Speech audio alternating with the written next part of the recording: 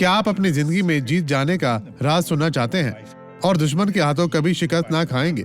इस पर एक नजर डालें कि मिसाल 4 आयत नंबर 13 में क्या कहा गया है।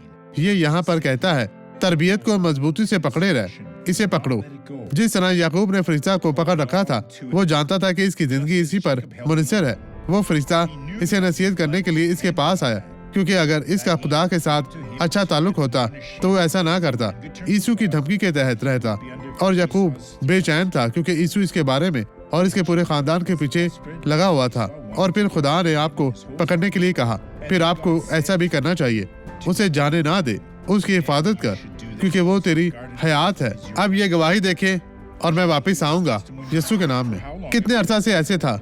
कई सालों से मैं और आप शिफायाब हैं। जिससे जाहिर हुआ कि मुझे 3 हर्निएटेड डिस्क 3 हर्निएटेड और डिस्क। मेरी हड्डियां भी कमजोर हैं। पहले क्या नहीं कर सकती थी?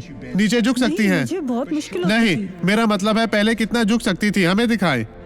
क्या आप जानते हैं मैं झुक ठीक जाऊं? है, इस तरह अब कैसी हैं? इस तरह अब आप कैसी मैं हैं? कर सकती हूँ। देखिए अजीजों, ये कर सकती है। यीशु ने आपको शिफा दी है। बहन चलती जाए। खुदावंद आपके साथ है। हालेलुया, खुदावंद तेरा मेरे शुक्र खुदा, हो। मेरे लिए यहाँ चर्च आना बहुत खुशी की बात है। और खुदा चाहता था कि आप आए बहन। अब आप शिफायाब हैं। आए अब दुआ करें। खुदावंद तेरा शुक्र, तेरी तारीफ हो, तू जो सब प्यार के लायक है।